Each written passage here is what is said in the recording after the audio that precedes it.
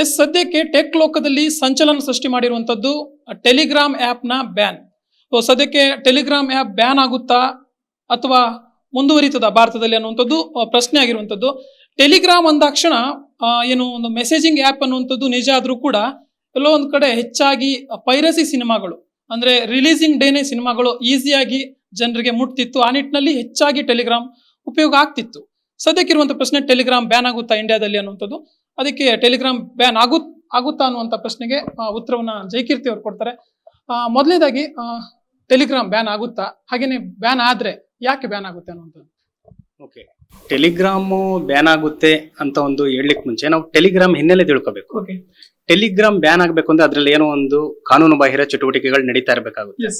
So ಇಂಥ ಕಾನೂನು ಬಾಹಿರ ಚಟುವಟಿಕೆಗಳು ನಡೀತಾ ಇದ್ರೆ ಯಾವುದೇ ಆಪ್ ಆಗಿರ್ಬೋದು, ಅದು ಭಾರತಕ್ಕೆ ಅಥವಾ ಭಾರತದ ಸಾರ್ವಭೌಮತ್ವಕ್ಕೆ ಏನಾದ್ರೂ ತೊಂದರೆ ಆಗುತ್ತೆ ಅನ್ನೋಂಥದ್ದಿದ್ರೆ ಆಪ್ ಅನ್ನ ಸಂಪೂರ್ಣವಾಗಿ ನಿಷೇಧ ಮಾಡುವಂತ ಒಂದು ಜವಾಬ್ದಾರಿ ಮತ್ತೆ ಅಧಿಕಾರ ಕೇಂದ್ರ ಸರ್ಕಾರಕ್ಕೆ ಇರುತ್ತೆ. ಸೊ ಈಗ ನಾವು ಮೊದಲನೇದಾಗಿ ಟೆಲಿಗ್ರಾಮ್ ಆಪ್ ಯಾಕೆ ಬ್ಯಾನ್ ಆಗುತ್ತೆ ಅಂತ ನೋಡ್ಕೊಳ್ಳೋಣ. ಬ್ಯಾನ್ ಆಗುತ್ತೆ ಅಂತ ಹೇಳ್ತಿದ್ದಾರೆ. ಸೊ ಅದರಲ್ಲಿ ಕಾನೂನು ಬಾಹಿರ ಚಟುವಟಿಕೆಗಳು ನಡೀತಾ ಇದಾವೆ ಅಂತ. ಟೆಲಿಗ್ರಾಮ್ ಅಲ್ಲಿ ಯಾಕೆ ಏನು ಕಾನೂನು ಬಾಹಿರ ಚಟುವಟಿಕೆಗಳು ನಡೀತಿದಾವೆ ಅಂತ ಮುಖ್ಯವಾಗಿ ನೋಡಿದ್ರೆ, ನಿಮ್ಗೆ ಟೆಲಿಗ್ರಾಮ್ ಅನ್ನೋ ಒಂದು ಆಪ್ ಅನ್ನ ನಾವು ಫಸ್ಟ್ ಶುರು ಮಾಡಿದ್ದು ಕಮ್ಯುನಿಕೇಶನ್ ಮಾಡ್ಲಿಕ್ಕೆ. ಅಂದ್ರೆ ಎಕ್ಸಾಂಪಲ್ ನನ್ನ ಸ್ನೇಹಿತರ ಜೊತೆ ಆಗ್ಬಹುದು, ನನ್ನ ಸಂಬಂಧಿಕರ ಜೊತೆ ಕಮ್ಯುನಿಕೇಶನ್ಗೆ ಮೆಸೇಜಿಂಗ್ ಆಪ್. ಟೆಲಿಗ್ರಾಮ್ ಇವಾಗ ಜಸ್ಟ್ ನಾವು ವಾಟ್ಸ್ಆಪ್ ಏನ್ ಯೂಸ್ ಮಾಡ್ತಿದೀವೋ ಅದೇ ರೀತಿ ಟೆಲಿಗ್ರಾಮ್. ಸೊ ಹಂಗ್ ನೋಡಿದ್ರೆ ವಾಟ್ಸ್ಆಪ್ ಗಿಂತ ಜಾಸ್ತಿ ಫೀಚರ್ಸ್ ಟೆಲಿಗ್ರಾಮ್ ಅಲ್ಲಿ ಇದಾವೆ. ಆದ್ರೆ ಜನ ಏನ್ ಮಾಡಿದಾರೆ, ಆ ಫೀಚರ್ಸ್ ನ ಮಿಸ್ಯೂಸ್ ಮಾಡ್ಕೊಂಡು ಟೆಲಿಗ್ರಾಮ್ ನ ಸಂಪೂರ್ಣವಾಗಿ ಕಾನೂನು ಬಾಹಿರ ಕೃತ್ಯಗಳಿಗೆ ಬಳಸ್ತಿದ್ದಾರೆ. ಎಕ್ಸಾಂಪಲ್ ಹೇಳೋದಾದ್ರೆ, ನಾವು ಟೆಲಿಗ್ರಾಮ್ ಅಲ್ಲಿ ಏನ್ ಮಾಡ್ತಿದೀವಿ, ನಾವು ಚಾಟ್ ಮಾಡ್ತಾ ಇಲ್ಲ ಇವತ್ತಿನ ದಿನಗಳಲ್ಲಿ. ಟೆಲಿಗ್ರಾಮ್ ಆಪ್ ಅಲ್ಲಿ ನಾವೇನ್ ಮಾಡ್ತೀವಿ, ಸಿನಿಮಾಗಳನ್ನ ಡೌನ್ಲೋಡ್ ಮಾಡೋದು. ನೆನ್ನೆ ಅಷ್ಟೇ ಸಿನಿಮಾ ರಿಲೀಸ್ ಆಗಿರುತ್ತೆ, ಒಂದು ಹೊಸ ಸಿನಿಮಾ, ಕೋಟಿಗಟ್ಟಲೆ ಬಂಡವಾಳ ಹಾಕಿ ಸಿನಿಮಾ ಇದ್ ಮಾಡಿರ್ತಾರೆ. ಆ ಸಿನಿಮಾವನ್ನ ನಾವು ರಿಲೀಸ್ ಅದು ಯಾರೋ ಒಬ್ರು ವಿಡಿಯೋ ಮಾಡಿರ್ತಾರೆ, ಟೆಲಿಗ್ರಾಮ್ ಅಲ್ಲಿ ಅಪ್ಲೋಡ್ ಮಾಡ್ಬಿಡ್ತಾರೆ. ಈಗ ವಾಟ್ಸ್ಆಪ್ ಅಲ್ಲಿ ಆದ್ರೆ ಆಗ್ತಿರ್ಲಿಲ್ಲ, ನನ್ನ ವಿಡಿಯೋವನ್ನ ನಾನು ನಿಮಗೆ ಮಾತ್ರ ಕಳಿಸ್ಬೇಕಿತ್ತು ಅಥವಾ ಯಾವ್ದಾದ್ರು ಒಂದು ಗ್ರೂಪ್ ಅಲ್ಲಿ ಕಳಿಸ್ಬೇಕಿತ್ತು. ಅದೇ ಟೆಲಿಗ್ರಾಮ್ ಅಲ್ಲಿ ಆತರ ಆಗಲ್ಲ. ಟೆಲಿಗ್ರಾಮ್ ಅಲ್ಲಿ ಏನಾಗುತ್ತೆ, ಒಂದು ವಿಡಿಯೋನ ಒಂದು ಅಪ್ಲೋಡ್ ಮಾಡ್ಬಿಟ್ರೆ ಯಾರು ಬೇಕಾದ್ರೂ ನಾವು ಅದನ್ನ ವಿಡಿಯೋವನ್ನ ಡೌನ್ಲೋಡ್ ಮಾಡ್ಕೋಬಹುದು. ಎರಡನೇದಾಗಿ ನಾವು ಅದರಲ್ಲಿ ಯಾರು ಅಪ್ಲೋಡ್ ಮಾಡಿದ್ದಾರೆ ಅನ್ನೋಂತ ಕೆಲವೊಂದು ಡಾಟಾಗಳು ಸಿಗೋದಿಲ್ಲ. ವಾಟ್ಸ್ಆಪ್ ಅಲ್ಲಿ ಯಾರು ಕಳಿಸಿದ್ದಾರೆ ಅನ್ನೋದನ್ನ ಸೈಬರ್ ಪೊಲೀಸರು ಎಲ್ಲ ತನಿಖೆ ಮಾಡಿದ್ರೆ ಬ್ಯಾಕ್ ಎಂಡ್ ಇರುತ್ತೆ. ಆದ್ರೆ ಟೆಲಿಗ್ರಾಮ್ ಅಲ್ಲಿ ನಮ್ಗೆ ಏನು ಇರಲ್ಲ, ಡೀಟೇಲ್ ಸಿಗೋದಿಲ್ಲ. ಸೊ ವಂಚನೆ ಪ್ರಕರಣಗಳು ಅದ್ರಲ್ಲಿ ಜಾಸ್ತಿ, ಸೈಬರ್ ಬುಲ್ಲಿಂಗ್ ಮತ್ತೆ ಡ್ರಗ್ಸ್ ಮಾಫಿಯಾ, ಇಂಥದ್ದೆಲ್ಲ ಟೆಲಿಗ್ರಾಮ್ ಅಲ್ಲಿ ಜಾಸ್ತಿ ನಡೀತಾ ಇರುತ್ತೆ. ಇವಾಗ ಇದನ್ನೆಲ್ಲ ಹೊರತುಪಡಿಸಿ ಇನ್ಯಾವ ಪ್ರಾಬ್ಲಮ್ ಗಳಾಗ್ತಾ ಇದೆ ಆಕ್ಚುಲ್ ಆಗಿ ಈ ಒಂದು ಟೆಲಿಗ್ರಾಮ್ ನಿಂದ? ಇದೇ ಅಂಶಗಳನ್ನ ಇಟ್ಕೊಂಡೇ ಈ ಟೆಲಿಗ್ರಾಮ್ ನ ಬ್ಯಾನ್ ಮಾಡ್ಬೇಕು ಅಂತ ನಡೀತಾ ಇರುವಂತದ್ದು ಹೇಗೆ? ಓಕೆ, ಖಂಡಿತವಾಗ್ಲು ಇದ್ರಲ್ಲಿ ಏನಾಗ್ತಿದೆ ಅಂದ್ರೆ, ಹೆಚ್ಚು ದಂಧೆಕೋರರು, ಮಾಫಿಯಾ ಕೋರರು ಏನಿದ್ದಾರೆ ಅವರು ಯೂಸ್ ಮಾಡ್ತಾ ಇರೋದೇ ಒಂದು ಟೆಲಿಗ್ರಾಮ್ ಆಪ್ ನ. ವಾಟ್ಸ್ಆಪ್ ಗಿಂತ ಹೆಚ್ಚಾಗಿ ಯೂಸ್ ಆಗ್ತಿರೋದು ಈ ಒಂದು ಅಕ್ರಮವನ್ನು ಚಟುವಟಿಕೆ ಮಾಡ್ಲಿಕ್ಕೆ ಟೆಲಿಗ್ರಾಮ್ ಯೂಸ್ ಆಗ್ತಿದೆ. ನಾನು ಅದನ್ನ ನಿಮ್ಗೆ ಮುಂದೆ ಎಕ್ಸ್ಪ್ಲೇನ್ ಮಾಡೋಗ್ತೀವಿ. ಆ ಟೆಲಿಗ್ರಾಮ್, ವಾಟ್ಸ್ಆಪ್ ಬಂದಿದ್ದು 2009ರಲ್ಲಿ, ಟೆಲಿಗ್ರಾಮ್ ಬಂದಿದ್ದು 2013ರಲ್ಲಿ. ಇದು ರಷ್ಯಾ ಬೇಸ್ಡ್ ಅಪ್ಲಿಕೇಶನ್. ಈ ಒಂದು ವಾಟ್ಸ್ಆಪ್ ಅನ್ನ ಇಡೀ ಪ್ರಪಂಚದಲ್ಲಿ ಸುಮಾರು 500 ಕೋಟಿ ಜನ ಯೂಸ್ ಮಾಡ್ತಿದ್ದಾರೆ. ಆದ್ರೆ ಟೆಲಿಗ್ರಾಮ್ ಅನ್ನ ಯೂಸ್ ಮಾಡ್ತಾ ಇರೋದು ಬರೀ 100 ಕೋಟಿ. ರಷ್ಯಾ ಬಿಟ್ರೆ ಅತಿ ಹೆಚ್ಚು, ರಷ್ಯಾದಲ್ಲಿ ವಾಟ್ಸ್ಆಪ್ ಅನ್ನು ಯೂಸ್ ಮಾಡೋದಿಲ್ಲ, ಅವ್ರು ಸಾಮಾನ್ಯವಾಗಿ ಟೆಲಿಗ್ರಾಮ್ ಯೂಸ್ ಮಾಡ್ತಾರೆ. ಮತ್ತೆ ಇಂಡಿಯಾದಲ್ಲಿ ಅತಿ ಹೆಚ್ಚಿನ ಜನರು ನಾವು ಇವಾಗ ಟೆಲಿಗ್ರಾಮ್ ಯೂಸ್ ಮಾಡ್ತೀವಿ. ಟೆಲಿಗ್ರಾಮ್ ಅಲ್ಲಿ ಏನಕ್ಕೆ ಯೂಸ್ ಮಾಡ್ತಾರೆ, ನಾವು ಯಾವುದೇ ಒಬ್ಬ ವ್ಯಕ್ತಿಗೆ ಏನೋ ಒಂದು ಡಾಟಾ ಕಳಿಸ್ತೀವಿ, ಏನೋ ಒಂದು ವಿಡಿಯೋ ಕಳಿಸ್ತೀವಿ, ಅದನ್ನ ಎರೇಸ್ ಮಾಡ್ಬೋದು ಈಸಿಯಾಗಿ. ಸೈಬರ್ ಪೊಲೀಸರು ಕೂಡ ಅದನ್ನ ಮತ್ತೆ ಅವರು ವಾಪಸ್ ರಿಕವರಿ ಮಾಡ್ಲಿಕ್ಕೆ ಆಗಲ್ಲ, ಅಥವಾ ಅದನ್ನ ಯಾರು ಅಪ್ಲೋಡ್ ಮಾಡಿದ್ದಾರೆ ಅನ್ನೋದು ಗೊತ್ತಾಗೋದಿಲ್ಲ. ಆಮೇಲೆ ಜೊತೆಗೆ ಏನು, ಇವಾಗ ಯಾವ್ದೊಂದು ಡ್ರಗ್ಸ್ ಕಳಿಸ್ಬೇಕು, ಸೊ ಅದನ್ನ ಎಲ್ಲಿ ಸಿಗುತ್ತೆ, ಏನ್ ಸಿಗುತ್ತೆ ಅಂತದೆಲ್ಲ ಈಸಿಯಾಗಿ ಸಿಗುತ್ತೆ. ಮತ್ತೆ ಮುಖ್ಯವಾಗಿ ಪಾರ್ನೋಗ್ರಫಿ ಅನ್ನುವಂಥದ್ದು ಅದರಲ್ಲಿ ಜಾಸ್ತಿ ನಡೀತಾ ಇದೆ ಟೆಲಿಗ್ರಾಮ್ ಅಲ್ಲಿ. ಯಾವುದೇ ಒಬ್ಬ ವಿಡಿಯೋ, ಒಬ್ಬ ವ್ಯಕ್ತಿಯ ಒಂದು ಪಾರ್ನೋಗ್ರಫಿ ಇದ್ರೆ ಅದನ್ನ ಅಪ್ಲೋಡ್ ಮಾಡೋದು, ಆ ಚೈಲ್ಡ್ ಅಬ್ಯೂಸ್ ವಿಡಿಯೋ ಕಂಟೆಂಟ್ಗಳು, ಅದೆಲ್ಲ ಅದರಲ್ಲಿ ಏನಾಗ್ತಿದೆ ಅಂದ್ರೆ ಜಾಸ್ತಿ ಆಗ್ತಿದೆ. ಕಾನೂನು ಬಾಹಿರ ಆಕ್ಟಿವಿಟೀಸ್ಗಳು ಜಾಸ್ತಿ ಆಗ್ತದೆ. ಆಲ್ಮೋಸ್ಟ್ ಟೆಲಿಗ್ರಾಮ್ ಅನ್ನುವಂತ ಆಪ್ ಅಲ್ಲಿ ಕಾನೂನು ಬಾಹಿರ ಚಟುವಟಿಕೆಗಳೇ ಹೆಚ್ಚು ನಡೀತಾ ಇದಾವೆ. ನಾನು ನಿಮ್ಗೆ ಎಕ್ಸಾಂಪಲ್ ಒಂದೆರಡು ಎಕ್ಸ್ಪ್ಲೇನ್ ಮಾಡಿ ತೋರಿಸ್ತೀನಿ. ಈಗ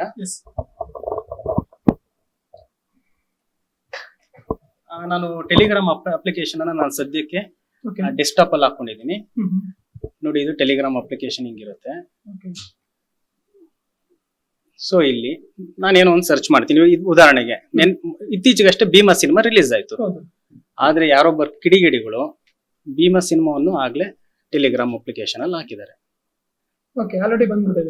ಬಂದಿದೆ.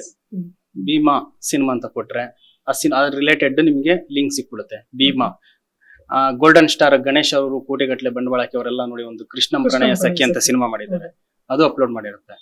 ನಾವು ಈ ಲಿಂಕ್ ಓಪನ್ ಮಾಡಿದ್ರೆ ನಮ್ಗೆ ಆ ಸ್ಟೋರಿಯ ರಿಲೇಟೆಡ್ ವೆಬ್ಸೈಟ್ ಗಳಿಗೆ ಹೋಗುತ್ತೆ. ಕೆಲವೊಂದು ನೀವು ಗಮನಿಸಬೇಕು, ಇದರಲ್ಲಿ ಫೇಕ್ ಕೂಡ ಇರುತ್ತೆ. ನಾವು ಎಕ್ಸಾಂಪಲ್ ಈ ಲಿಂಕ್ ಏನೋ ಬಂದಿದೆ, ಈ ಫಿಲಂ ಡೌನ್ಲೋಡ್ ಮಾಡಬೇಕು ಅಂತ ಹೇಳ್ಬಿಟ್ಟು ನಾವು ಈ ಲಿಂಕ್ ಕ್ಲಿಕ್ ಮಾಡ್ತೀವಿ, ಅದು ಮತ್ತಿನ್ನೊಂದು ಯಾವ್ದೋ ಲಿಂಕ್ ಹೋಗ್ಬೋದು. ಸೊ ಅದೇನಾಗುತ್ತೆ, ನಮ್ಮ ಅಕೌಂಟ್ ಟ್ರಾನ್ಸಾಕ್ಷನ್ ಪ್ರತಿಯೊಂದು ಫೇಕ್ ಆಗೋ ಸಾಧ್ಯತೆ ಇರುತ್ತೆ. ಕೆಲವೊಂದು ಫಿಲಂ ನಾರ್ಮಲಿ ಸಿಗುತ್ತೆ. ನೆಕ್ಸ್ಟ್ ಇಂಗ್ಲಿಷ್ ಫಿಲಂ ಕಲ್ಕಿ ಸಿನಿಮಾ.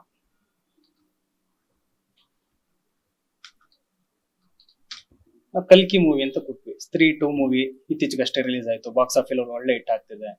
ಕಲ್ಕಿ ಸಿನಿಮಾ ನಾವ್ ಈ ರೀತಿ ಹೋದ್ರೆ ಕಲ್ಕಿ ಸಿನಿಮಾ ಕೂಡ ನಮ್ಗೆ ಇಲ್ಲಿ ಸಿಗ್ತಾ ಹೋಗುತ್ತೆ. ನಾವ್ ಯಾವ್ದೇ ವಿಡಿಯೋ ಡೌನ್ಲೋಡ್ ಮಾಡ್ಬೋದು, ಅಥವಾ ಯಾವ್ದೋ ಒಂದು ಆನ್ಲೈನ್ ಗೇಮ್ ಮಾಡ್ಬೇಕು. ಎಕ್ಸಾಂಪಲ್ ಯಾರೋ ಒಬ್ರು ಯಾವ್ದೋ ಒಂದು ಮಾಡಿರ್ತಾರೆ ಆನ್ಲೈನ್ ಗೇಮ್. ಟೋಟಲಿ ಒಂದು ಹ್ಯಾಕಿಂಗ್ ಆಪ್ ಅಂತ ಅನ್ಬೋದು ಇದನ್ನ, ಈಸಿಯಾಗಿ ಹ್ಯಾಕ್ ಮಾಡಿ ಪಡ್ಕೊಳ್ಳುವಂತದ್ದು. ಅಂದ್ರೆ ಇದು ಹ್ಯಾಕ್ ಮಾಡೋದಕ್ಕಿಂತ ಹೆಚ್ಚಾಗಿ ಒಬ್ಬ ವ್ಯಕ್ತಿಗೆ ಏನು ಕಂಟೆಂಟ್ ಸಿಗಬೇಕು, ಕೆಲವೊಂದನ್ನ ದುಡ್ಡು ಕೊಟ್ಟು ತಗೊಳ್ಳೋಂಥದ್ದು ಇರುತ್ತೆ. ಇವಾಗ ಸಿನಿಮಾ ಪಿಕ್ಚರ್ ಥಿಯೇಟರ್ಗೆ ಹೋಗಿ ನೋಡ್ಬೇಕು, ಆದ್ರೆ ಜನ ಥಿಯೇಟರ್ಗೆ ಹೋಗಿ ನೋಡಲ್ಲ. ಅವ್ರಿಗೆ ಈಸಿಯಾಗಿ ಯಾರೊಬ್ಬ ವ್ಯಕ್ತಿ ಇಲ್ಲಿ ಒಂದು ಮೂವಿನ ಅಪ್ಲೋಡ್ ಮಾಡಿರ್ತಾನೆ, ಟೆಲಿಗ್ರಾಮ್ ಅಲ್ಲಿ ಈಸಿಯಾಗಿ ಸಿಗುತ್ತೆ. ಅಂದ್ರೆ ಪೈರಸಿ ಆಗ್ತಾ ಹೋಗುತ್ತೆ. ಯಾವ್ದಕ್ಕಾದ್ರೂ ಅಮೌಂಟ್ ಪೇ ಮಾಡಿ ತಗೊಳ್ಳುವಂತ ವಿಚಾರ ಏನಿದೆ, ಅಂದ್ರೆ ಏನ್ ಕಂಟೆಂಟ್ ಇದೆ ಅಥವಾ ಗೇಮ್ ಇದೆ ಅದನ್ನ ಪಡ್ಕೊಳ್ಳೋದು ಅಂದ್ರೆ ಒಂದ್ ಲೆಕ್ಕದಲ್ಲಿ ಹ್ಯಾಕ್ ಮಾಡಿ ಕೊಡುವಂತದ್ದು ಅದನ್ನ ಅಂತ ಒಂದ್ ರೀತಿ ಹಾಗೆ ಅನ್ಕೋಬಹುದು. ಅಂದ್ರೆ ಯಾವ್ದೋ ಒಬ್ಬ ವ್ಯಕ್ತಿ ಅಪ್ಲೋಡ್ ಮಾಡಿರ್ತಾನೆ, ಅವನಿಗೆ ಯಾವ ರೀತಿ ದುಡ್ಡು ಹೋಗ್ತಿರುತ್ತೆ, ಅವನಿಗೆ ಒರಿಜಿನಲ್ ಕಂಟೆಂಟ್ ಸಿಗುತ್ತಾ ಅಂತ. ಇದನ್ನ ಏನ್ ಮಾಡಿರ್ತಾರೆ ಅಂದ್ರೆ, ಇವಾಗ ಎಕ್ಸಾಂಪಲ್ ಹ್ಯಾಕರ್ಸ್ ಇರ್ತಾರೆ, ಸಿನಿಮಾನ ಇವಾಗ ಯಾವ್ದೊಂದು ನೆಟ್ಫ್ಲಿಕ್ಸ್, ಅಮೆಝಾನ್ ಪ್ರೈಮ್ ಇಂಥದ್ರಲ್ಲಿ ಅಪ್ಲೋಡ್ ಮಾಡ್ತಾರೆ.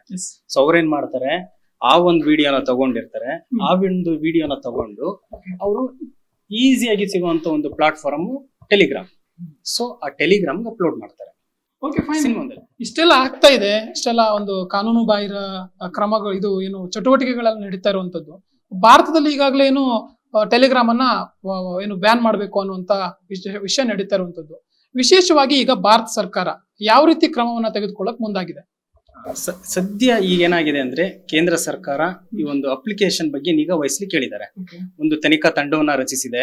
ಆ ತನಿಖಾ ತಂಡ ಏನ್ ಮಾಡುತ್ತೆ, ಈ ಒಂದು ಅಪ್ಲಿಕೇಶನ್ ನ ಅಬ್ಸರ್ವ್ ಮಾಡ್ತಿದ್ದಾರೆ, ಕ್ಲೀನ್ ಆಗಿ ಅಬ್ಸರ್ವ್ ಮಾಡ್ತಿದ್ದಾರೆ, ಮತ್ತು ಅದನ್ನು ಒಂದು ರಿಪೋರ್ಟ್ ಸಿದ್ಧಪಡಿಸ್ತಾರೆ. ಈ ಅಪ್ಲಿಕೇಶನ್ ಇಂದ ಯಾವ ರೀತಿ ತೊಂದರೆ ಆಗ್ತಿದೆ, ಈ ಅಪ್ಲಿಕೇಶನ್ ಕಾನೂನು ಬಾಹಿರ ಕೃತ್ಯಕ್ಕೆ ಯಾವ ರೀತಿ ಬಳಕೆ ಆಗ್ತಿದೆ, ಸೊ ಇದರಲ್ಲಿ ಸಿನಿಮಾ ರಂಗಕ್ಕೆ ಎಷ್ಟು ನಷ್ಟ ಆಗುತ್ತೆ, ಇದ್ರಲ್ಲಿ ಏನೇನು ನೆಗೆಟಿವ್ ಅಂಶಗಳಿದಾವೋ ಅವೆಲ್ಲವನ್ನ ಆ ಒಂದು ಟೀಮ್ ಇವಾಗಲೇ ಸಂಗ್ರಹ ಮಾಡ್ತಿದೆ, ಮಾಹಿತಿಯನ್ನ ಕಂಪ್ಲೀಟ್ ಆಗಿ ಸಂಗ್ರಹ ಮಾಡ್ತಿದ್ದಾರೆ.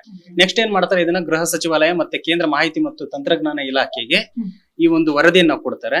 ಇದನ್ನ ಬ್ಯಾನ್ ಮಾಡುವಂತ ನಿರ್ಧಾರ ಕೇಂದ್ರ ಗೃಹ ಸಚಿವರಾದ ಅಮಿತ್ ಶಾ ಆಗಿರುತ್ತೆ, ಮತ್ತೆ ಮಾಹಿತಿ ತಂತ್ರಜ್ಞಾನ ಇಲಾಖೆಯ ಸಚಿವರಾದಂತಹ ಅಶ್ವಿನ್ ವೈಷ್ಣವ್ ಅವರು ಏನಿದ್ದಾರೆ, ಅವ್ರು ಇದನ್ನ ಅಬ್ಸರ್ವ್ ಮಾಡಿ ಪ್ರಧಾನಿ ಮೋದಿ ಅವರ ಜೊತೆ ಮಾತುಕತೆ ನಡೆಸಿ, ಅಥವಾ ಅವರೇ ನೇರವಾಗಿ ಈ ಒಂದು ಅಪ್ಲಿಕೇಶನ್ ಬೇಕಾ ಬೇಡವಾ ಅನ್ನೋದನ್ನ ಅವರು ಡಿಸೈಡ್ ಮಾಡ್ತಾರೆ. ನಿಮ್ಗೆ ಈಗಾಗಲೇ ಗೊತ್ತಿರಬಹುದು, ಇದಕ್ಕೆ ಮುಂಚೆ ಸುಮಾರು ಚೀನಾ ಆಪ್ಗಳನ್ನೆಲ್ಲ ನಾವು ಭಾರತ ಸರ್ಕಾರದವರು ಡಿಲೀಟ್ ಮಾಡಿದ್ರು. ಈಗ ಟಿಕ್ ಟಾಕ್ ಸೇರಿದಂತೆ ಅದರಲ್ಲೆಲ್ಲ ಏನು ಪ್ರಾಬ್ಲಮ್ ಆಗ್ತಿತ್ತು, ಮತ್ತೆ ಲೋನ್ ಆಪ್ಗಳು, ಚೀನಾ ಬೇಸ್ಡ್ ಲೋನ್ ಆಪ್ಗಳೆಲ್ಲ ಏನಿದ್ವು ಅಂತವನ್ನೆಲ್ಲ ಈಗಾಗಲೇ ಅವರು ಬ್ಯಾನ್ ಮಾಡಿದ್ರು. ಸೊ ಅದೇ ಸಾಲಿಗೆ ಈ ರಷ್ಯಾದ ಒಂದು ಆಪ್ ಕೂಡ ಬ್ಯಾನ್ ಆಗೋ ಸಾಧ್ಯತೆ ಇದೆ. ಫೈನ್, ಹಾಗಿದ್ರೆ ಒಂದು ಪ್ರೊಸೆಸಿಂಗ್ ಅಲ್ಲಿ ಇದೆ ಅಂತ ಹೇಳ್ಬೋದು ಬ್ಯಾನ್ ಆಗುವಂತ. ಹೌದು, ಪ್ರೊಸೆಸಿಂಗ್ ಅಲ್ಲಿ ಇದೆ. ಒಂದೊಂದು ಕಾನೂನು ತಜ್ಞರು ಪರಿಶೀಲಿಸ್ತಾರೆ, ಮತ್ತು ಇದು ಭಾರತದ ಸಾರ್ವಭೌಮತ್ವಕ್ಕೆ ಖಂಡಿತವಾಗ್ಲೂ ಇದರಿಂದ ಪ್ರಾಬ್ಲಮ್ ಅನ್ನೋದಾದ್ರೆ ಕೇಂದ್ರ ಸರ್ಕಾರ ಖಂಡಿತವಾಗ್ಲೂ ಇದನ್ನ ಬ್ಯಾನ್ ಮಾಡುತ್ತೆ. ಇದರಿಂದ ಇನ್ನೊಂದು ಏನ್ ಗಮನಿಸಬಹುದು, ಹೆಚ್ಚು ಜನ ವಾಟ್ಸ್ಆಪ್ ಎಷ್ಟು ಜನ ಯೂಸ್ ಮಾಡ್ತಿದ್ದಾರೋ ಅದೇ ರೀತಿ ಟೆಲಿಗ್ರಾಮ್ ಅನ್ನು ಯೂಸ್ ಮಾಡ್ತಿದ್ರು. ಸೊ ಅವ್ರಿಗೆ ಇವಾಗ ಇದು ಹೊಡೆತ ಬೀಳದಂತೂ ಖಂಡಿತ. ಜೊತೆಗೆ ಈ ಒಂದು ಭಾರತದಲ್ಲೇ ಅತಿ ಹೆಚ್ಚಿನ ಜನರು ಟೆಲಿಗ್ರಾಮ್ ಯೂಸ್ ಮಾಡ್ತಿದ್ರು. ಭಾರತದ ಜನಸಂಖ್ಯೆ ಉಳಿಸ್ಕೊಂಡ್ರೆ ಹೆಚ್ಚಿನ ಜನ ಭಾರತೀಯರು ಯೂಸ್ ಮಾಡ್ತಿದ್ದಾರೆ. ಸೊ ಇದು ಏನಾದ್ರು ಬ್ಯಾನ್ ಆಯ್ತು ಅಂದ್ರೆ ನೇರವಾಗಿ ರಷ್ಯಾದ ಒಂದು ಕಂಪ್ನಿ ಏನಿದೆ ಟೆಲಿಗ್ರಾಮ್ ಕಂಪ್ನಿ, ಅವ್ರಿಗೂ ಕೂಡ ನಷ್ಟ ಖಂಡಿತ ಆಗಿ ಆಗುತ್ತೆ. ಓಕೆ, ನಾನು ಅದೇ ಪಾಯಿಂಟ್ ಬರೋಣ ಅಂತಿದ್ದೆ. ಹಾಗಿದ್ರೆ ರಷ್ಯಾಕ್ಕೆ ನೇರವಾಗಿ ಲಾಸ್ ಆಗುತ್ತೆ ಹಾಗಿದ್ರೆ ಇದು. ಅಂದ್ರೆ ಈಗ ಭಾರತೀಯರಿಗೆ ಟೆಲಿಗ್ರಾಮ್ ಯೂಸ್ ಮಾಡಿದ್ರೆ ಅದರಿಂದ ಆಗುವಂತ ಅಂದ್ರೆ ಒಂದು ಟೆಕ್ನಿಕಲ್ ಸಪೋರ್ಟ್ ಅದೆಲ್ಲೋ ಒಂದ್ ಕಡೆ ಕಳ್ಕೊಳ್ಳುತ್ತೆ ಅನ್ನೋ ಭಯದ್ಕಿಂತ ರಷ್ಯಾಕ್ಕೆ ಹೆಚ್ಚಿನ ಲಾಸ್ ಆಗುತ್ತೆ ಅಂತೀರಾ, ಏನ್ ಹೇಳ್ತೀರಾ? ಖಂಡಿತ. ಯಾವ್ದೇ ಒಂದು ಅಪ್ಲಿಕೇಶನ್ ರೆಡಿ ಮಾಡಿದ್ರು ಒಬ್ಬ ಓನರ್ ಆಗಿರ್ತಾರೆ, ಆ ಒಂದು ಸಂಸ್ಥೆ ಏನಿರುತ್ತೆ ಅದ್ರ ಯೂಸರ್ ಮೇಲೆ ಡಿಪೆಂಡ್ ಆಗಿರ್ತಾರೆ. ಎಷ್ಟು ಜನ ಯೂಸರ್ ಇರ್ತಾರೋ ಅವ್ರಿಗಷ್ಟು ರೆವಿನ್ಯೂ ಇರುತ್ತೆ. ಸೊ ಈಗ ಭಾರತದಲ್ಲಿ ಅತಿ ಹೆಚ್ಚು ಜನ ಈ ಒಂದು ಟೆಲಿಗ್ರಾಮ್ ಅಪ್ಲಿಕೇಶನ್ ಅನ್ನು ಯೂಸ್ ಮಾಡ್ತಿದ್ದಾರೆ. ಭಾರತದಲ್ಲಿ ಟೆಲಿಗ್ರಾಮ್ ಅಪ್ಲಿಕೇಶನ್ ಬ್ಯಾನ್ ಆಯ್ತು ಅಂದ್ರೆ ಆ ಒಂದು ಸಂಸ್ಥೆ ಏನಿದೆ, ಇಷ್ಟು ಜನ ಸಬ್ಸ್ಕ್ರೈಬರ್ ಮತ್ತೆ ಏನು ಚಂದಾದಾರರು ಇರ್ತಾರೋ ಅಷ್ಟು ಜನನ ಅವರು ಆಟೋಮೆಟಿಕ್ ಆಗಿ ಕಳ್ಕೊಂತಾರೆ. ಸೊ ಹಂಗಾಗಿ ಇದೊಂದು ರಷ್ಯಾದ ಮಾಲೀಕರು ಯಾರಿದ್ದಾರೆ ಟೆಲಿಗ್ರಾಮ್ ಸಂಸ್ಥೆ ಏನಿದೆ ಅದು ಖಂಡಿತವಾಗ್ಲೂ ಇದು ಒಂದು ನಷ್ಟ ಅಂತಾನೆ ಹೇಳ್ಬೋದು. ಎಸ್ ವೀಕ್ಷಕರು, ಇದಿಷ್ಟು ಏನು ಟೆಲಿಗ್ರಾಮ್ ಆಪ್ ಬ್ಯಾನ್ ಆಗುತ್ತಾ ಅನ್ನುವಂತ ಪ್ರಶ್ನೆಗೆ ಉತ್ತರ. ಹಾಗೇನೆ ಭಾರತ ಸರ್ಕಾರ ಯಾವ ರೀತಿ ಕ್ರಮ ಕೈಗೊಳ್ಳಕ್ಕೆ ಮುಂದಾಗಿದೆ ಅನ್ನುವಂಥದ್ದು. ನಿಜಕ್ಕೂ ಟೆಲಿಗ್ರಾಮ್ ಆಪ್ ಬಂದಾದ್ರೆ ಅಂದ್ರೆ ಬ್ಯಾನ್ ಆದ್ರೆ ಯಾರಿಗೆ ಹೆಚ್ಚು ನಷ್ಟ, ಎಲ್ಲ ವಿಚಾರಗಳ ಬಗ್ಗೆ ಜಯಕೀರ್ತಿ ಅವರು ತಿಳಿಸ್ಕೊಟ್ಟಿದ್ದಾರೆ. ಸೊ ಇದಿಷ್ಟು ಏನು ಟೆಲಿಗ್ರಾಮ್ ಬಗ್ಗೆ ವಿಚಾರ. ಸೊ ನಿಮ್ಮ ಅನಿಸಿಕೆ ಅಭಿಪ್ರಾಯಗಳೇನು? ಅಂದ್ರೆ ಟೆಲಿಗ್ರಾಮ್ ಆಪ್ ಬೇಕಿತ್ತಾ, ಎಷ್ಟರ ಮಟ್ಟಿಗೆ ಟೆಲಿಗ್ರಾಮ್ ಆಪ್ ಉಪಯೋಗ ಇತ್ತು, ಎಲ್ಲ ವಿಚಾರದ ಬಗ್ಗೆ ನೀವು ಕಾಮೆಂಟ್ ಮಾಡ್ಬೋದು. ಧನ್ಯವಾದ. ಇದು ಕರ್ನಾಟಕ ಟಿವಿ, ಕನ್ನಡಿಗರ ಧ್ವನಿ.